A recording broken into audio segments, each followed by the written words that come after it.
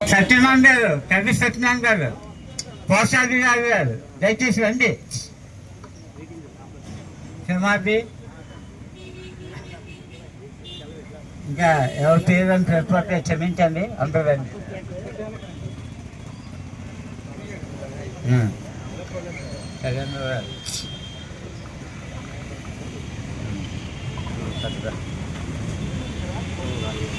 సుగంధికాయ వదనం అనంత గుణగయామి తదాగతం వనగంధ గుణ దయచేసి సమాధానం అవకాశ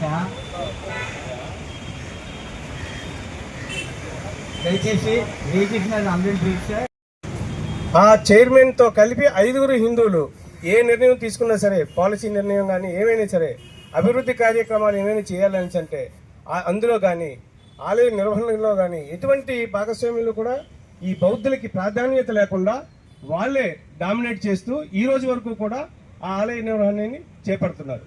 కాబట్టి ఒక క్రైస్తవ సోదరులు నిర్వహించేటటువంటి చర్చిని క్రైస్తవులు మాత్రమే ఎలాగైతే పూర్తిగా వారే నిర్వహించుకుంటున్నారో, అలాగే ఒక మసీదు ఉందంటే ముస్లిం సోదరులు ఏ విధంగా అయితే వాళ్ళే నిర్ణయించుకుంటున్నారో పాలనాధికారం, అదేవిధంగా ఒక హిందూ దేవాలయాలు ఉన్నట్టు తిరుపతి నుండి లగాయతూ ఏ హిందూ దేవాలయం చూడండి, అందులో అన్యమతస్థులు అనే వాళ్ళకి అసలు చోటే ఉండదు. అటువంటి సందర్భంలో బోధగయలో బుద్ధుడు జ్ఞానోదయం పొందినటువంటి బోధగయలు మాత్రం బౌద్ధులకే పూర్తిగా చెందకుండా ఆలయ నిర్వహణ అనేది అందులో సగం హిందువుల్ని కూడా పెట్టి దాన్ని నిర్వీర్యం చేసే దాంట్లో భాగంగా పోరాడుతున్నారు. దానికి మీరందరూ కూడా మద్దతు తెలిపి ఈరోజు ఈ సమావేశానికి వచ్చినందుకు మీ అందరికీ కృతజ్ఞతలు, కృతవందనాలు, జై భీములు.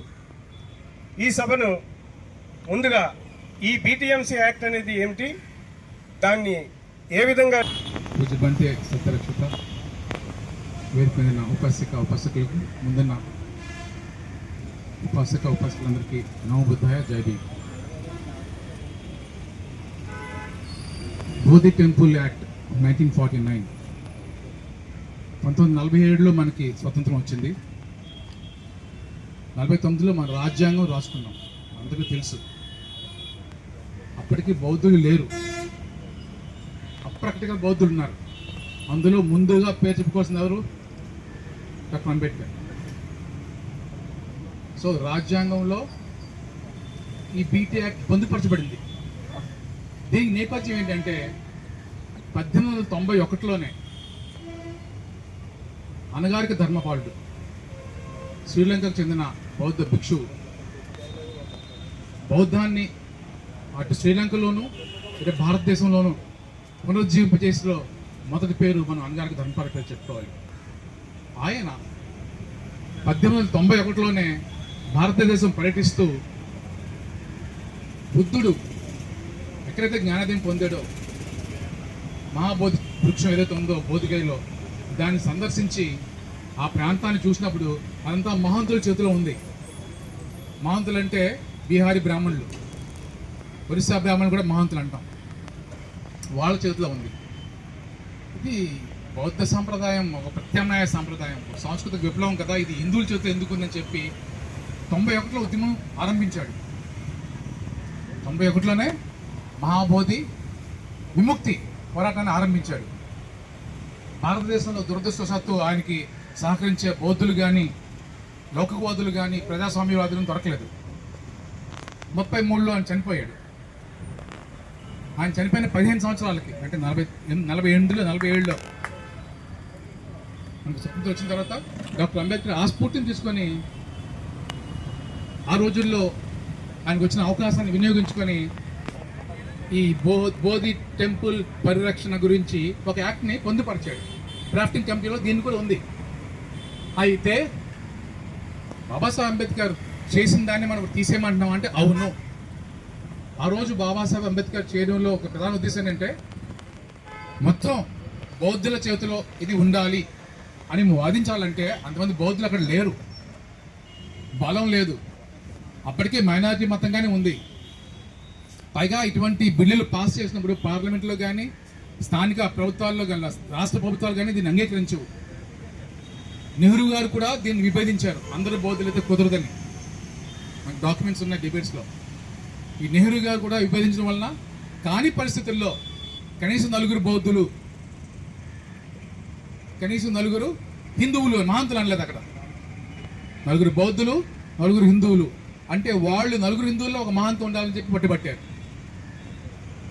సో 4 బౌద్ధులు, 4 హిందువులు ఒక మహాంతా ఉండే విధంగా కమిటీ ఏర్పాటు చేసుకొని, ఆ నేపథ్యంలో స్థానిక జిల్లా మెజిస్ట్రేట్ అంటే ఆ రోజుల్లో కలెక్టర్, డిస్ట్రిక్ట్ కలెక్టర్, జిల్లా మెజిస్ట్రేట్ కాబట్టి కలెక్టర్ చైర్మన్, ఎక్స్-అఫిషియల్ చైర్మన్. ఈ కమిటీకి ఒక చైర్మన్ తర్వాత సెక్రటరీ, విధి విధానాలు ఉంటాయి. తర్వాత ఎక్స్-అఫిషియల్ చైర్మన్గా ఎవరు పెట్టాలి? జిల్లా మెజిస్ట్రేట్ని పెట్టారు. బైలాస్లో ఏం రాసి వచ్చిందంటే బాబాసాహెబ్ అంబేద్కర్, ఒకవేళ ఆ జిల్లా మెజిస్ట్రేట్ హిందూతోడైతే, హిందూ కాకపోయినట్లయితే ఆయన ప్లేస్లో మరొక మెంబర్స్ని పెట్టుకోవాలి. ఆయన అక్కడ పనిచేసినంత కాలం 2 సంవత్సరాలు 3 సంవత్సరాలు మరొక హిందువుని పెట్టుకోవాలి. అంటే ఎటు చూసినా సరే 5 హిందువులు ఉండాలి.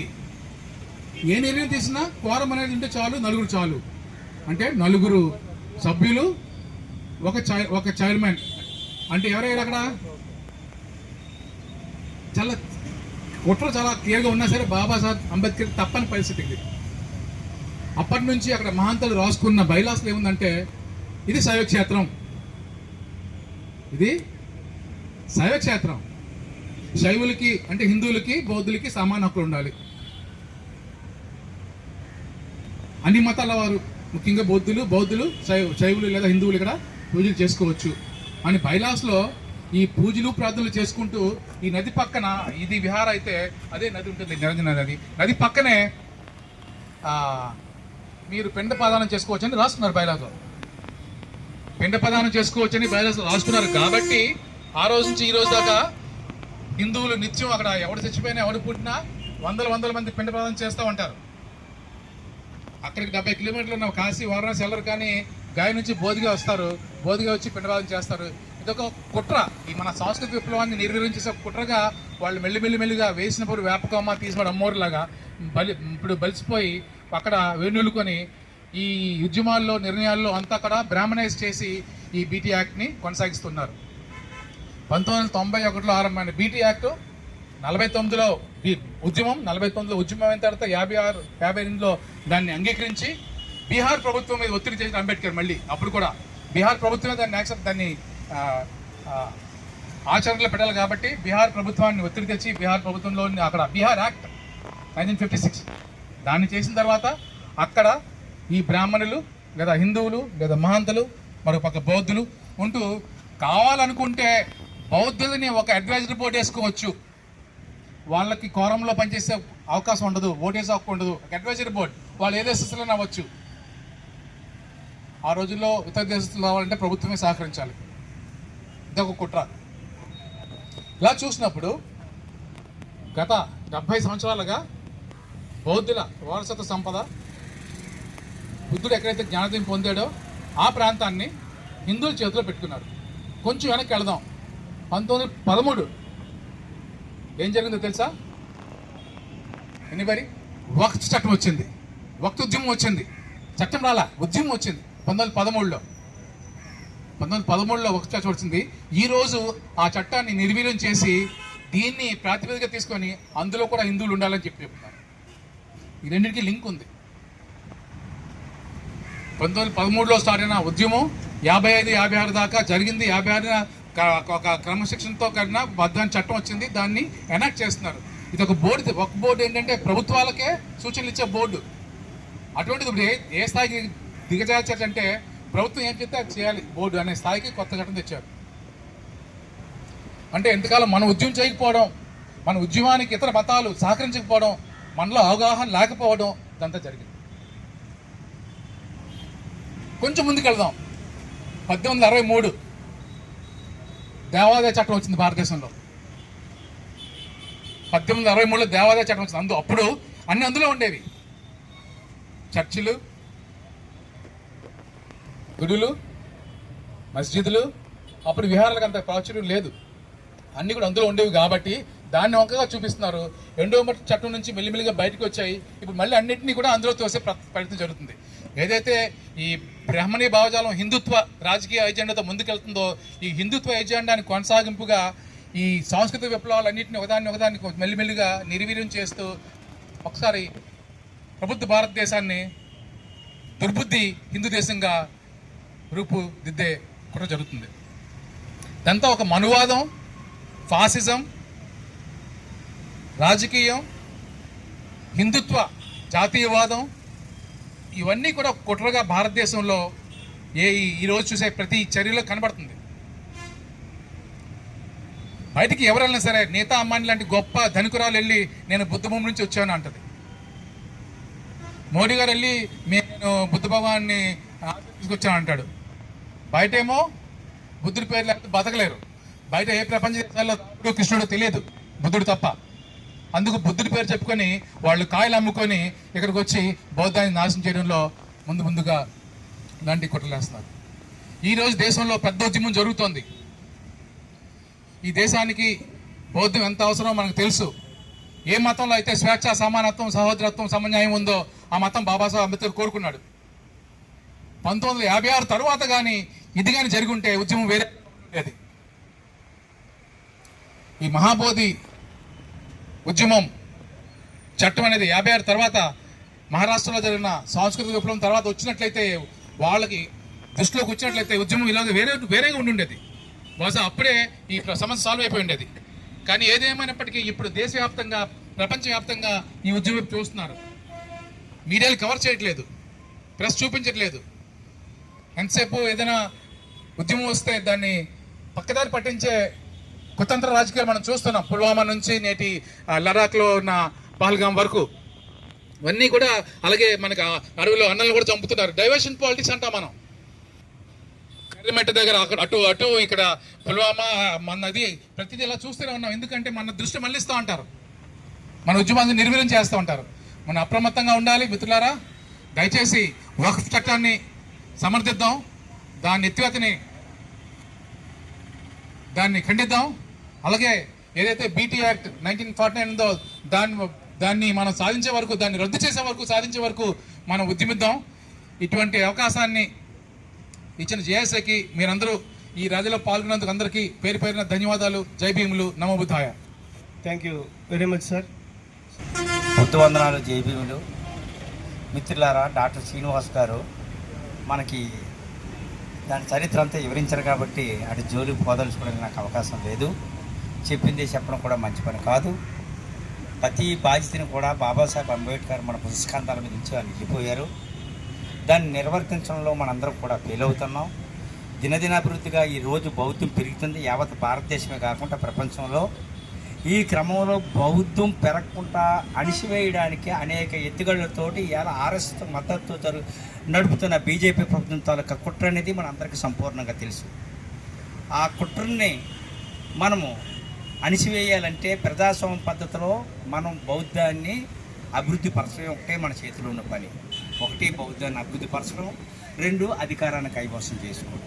ఈ 2 జరగనంత వరకు కూడా, అందుకే బాబాసాహెబ్ అంబేద్కర్ గారు చెప్పారు కదా, కల్చరల్ రివల్యూషన్ అండ్ బాబాసాహెబ్ ఆశించిన తాలూకా బౌద్ధ ధర్మం కుంటుపడ్డానికి కారణం ఏంటి అనుకున్నట్లయితే, ఆయన ఏ ప్రజలైతే ఈ ధర్మాన్ని తీసుకెళ్ళి ప్రబుద్ధ భారత చైతన్యాన్ని ఆశించారో ఆ ప్రజలంతా కూడా క్రైస్తవులుగా, హిందువులుగా ఉండడం అనేది మనం అందరూ అర్థం చేసుకోవాల్సి. అంచేత క్రైస్తవత్వం నుంచి, హిందూ తత్వం నుంచి బయటపడితేనే కానీ బుద్ధిజం అనేది అభివృద్ధి చెందడానికి ఈరోజు అవకాశాలు కనిపించట్లేదు. రెండో విషయం ఏంటంటే, న్యూ జనరేషన్ తయారవుతుందంటే న్యూ జనరేషన్ రకరకాల పద్ధతిలోనూ రాజకీయ పార్టీల్లోకి ఇరుక్కుపోవడం, అలాగే మతాల్లో కూరుకుపోవడం, ఈ 2 జరుగుతున్నాయి. దీనికి మేధావుల సభను ఏర్పాటు చేసి మంచి ఆలోచన పడుతూ నిర్దిష్టమైన తాలూకా కార్యక్రమాన్ని రూపొందించి మనం అందరం కూడా బౌద్ధం వైపు ప్రయాణం చేసినప్పుడే ఈ యొక్క మనువాద కుట్రల్ని అంతమొందిస్తామని తెలియపరుచుకుంటూ సెలవు తీసుకుంటున్నాను. జై భీమ్, జై భారత్. విగ్రహాలను అయితే పెడతాడు కానీ ఆ స్ఫూర్తిని సమాధి చేయటం అనేది వాళ్ళకు వెనతో పెట్టిన విద్య. అందులో భాగంగానే ఈరోజు మన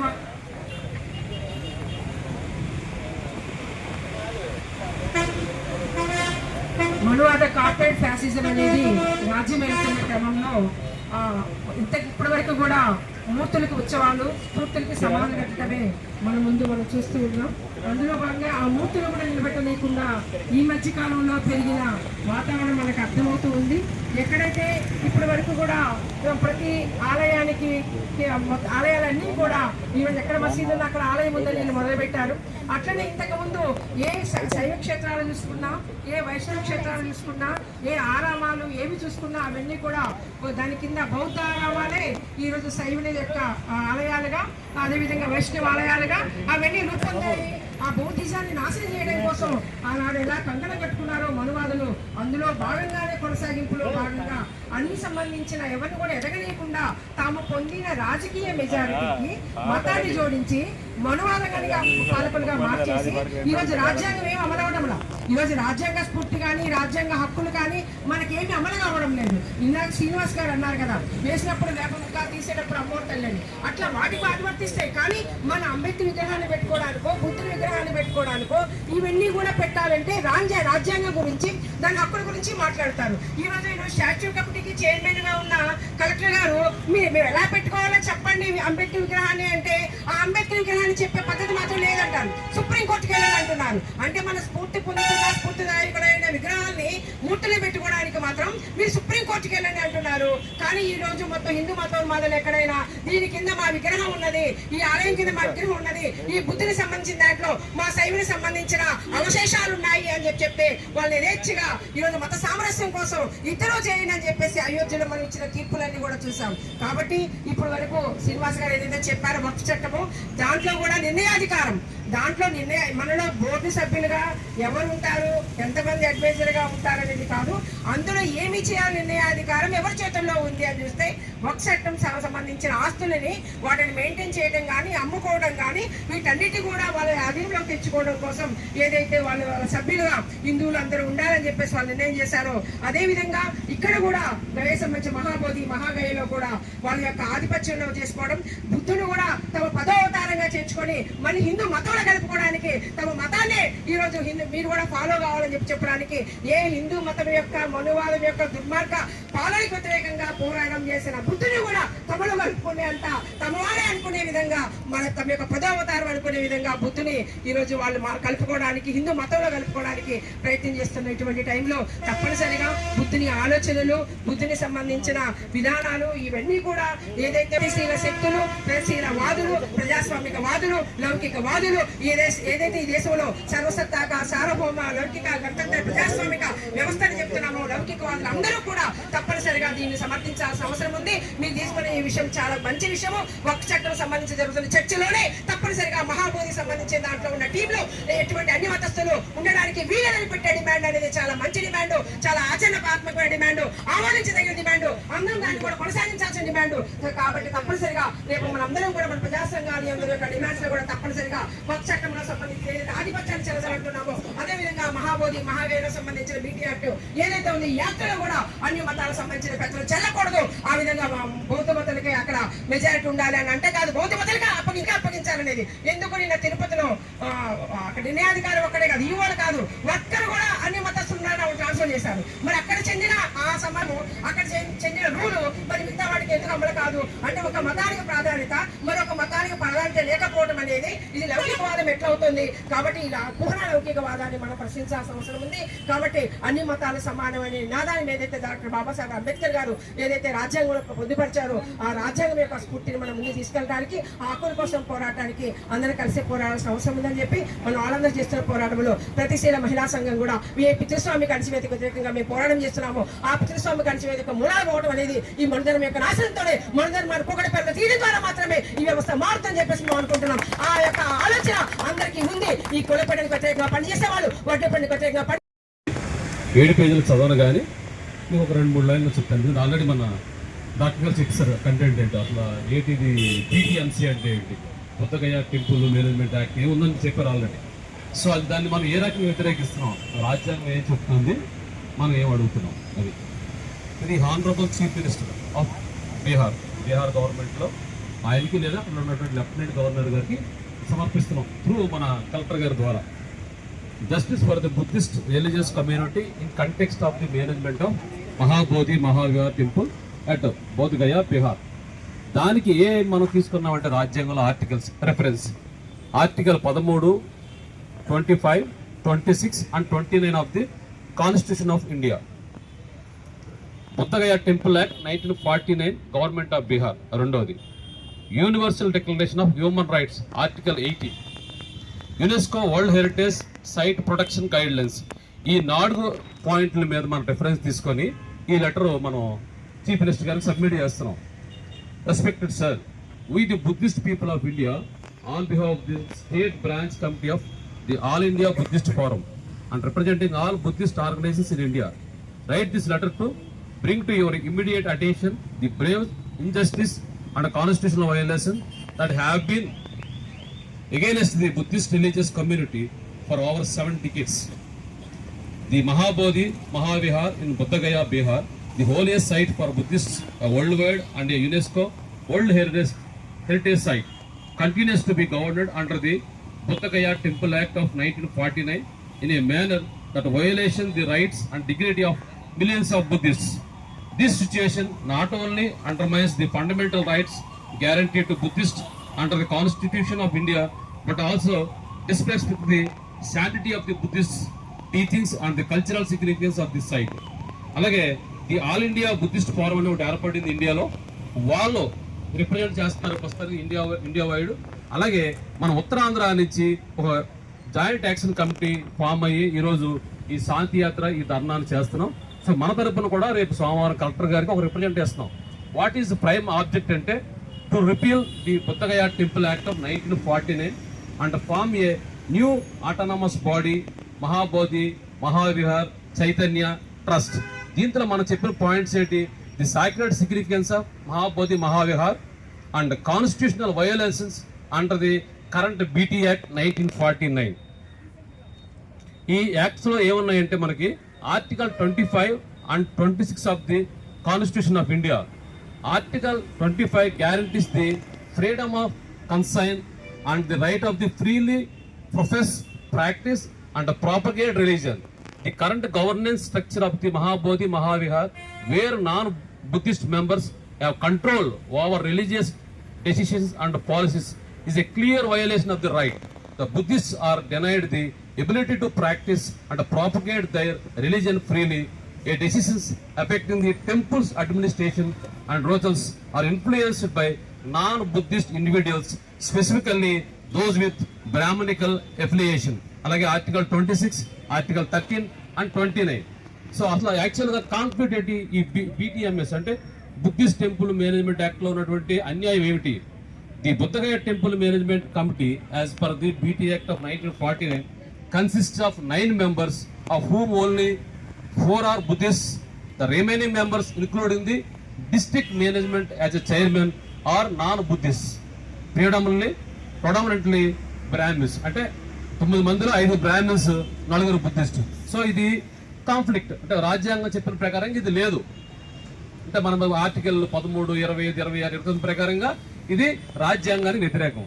అందుకని మనం ఏం అడుగుతున్నామంటే our humble appeal in light of these clear violations of constitutional rights, a global obligations and the continued respect of Buddhist religious and cultural heritage, we humbly but firmly request the following actions. Immediate dissolution of the current BT Act. ఇప్పుడు ఉన్నటువంటి యాక్ట్ని ఇమ్మీడియట్గా మనం dissolve చేయమంటున్నాం. 1949 యాక్ట్ని dissolve చేయమంటున్నాం. Formation of an independent Buddhist management trust. ఒక independent అంటే ఎవరికి సంబంధం లేకుండా ఒక ఇండిపెండెంట్ ట్రస్ట్ని ఒకటి ఏర్పాటు చేయమంటున్నాం బుద్ధిస్ట్ మేనేజ్మెంట్ తరపు నుంచి. Petition to the honourable prime minister and president of the. అలాగే ఇమీడియట్ గా మనం ఒక పిటిషన్ వేస్తున్నాం ప్రైమ్ మినిస్టర్ కి, ఇండియాకి కూడా. అలాగే దీన్ని ఈ బీటీ యాక్ట్ ని రివ్యూ చేయమంటున్నాం. నేషనల్ మైనార్టీ కమ్యూనిటీ కమిషన్ ఒకటి ఉంది. So national minority commission immediate గా ఈ బీటీ యాక్ట్ ని కమిషన్ చేయమంటున్నాం. సో ఈ కంక్లూజన్ మనం ఏమిస్తున్నామంటే మొత్తం ఈ లెటర్ లో ఫైనల్ కంక్లూజన్ ఏంటంటే this issue goes beyond simple administrative governance. It is a matter of justice, religious freedom and respect for the rights of millions of Buddhists who hold the Mahabodhi Mahavihar as their spiritual home.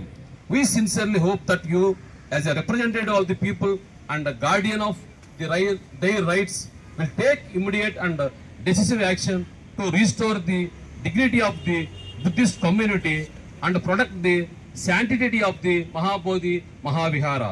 We remain ever grateful for your attention and understanding and look forward to your prompt and just action on this matter. Sincerely, we Jog from Uttarandhra, Andhra Pradesh. Thank you.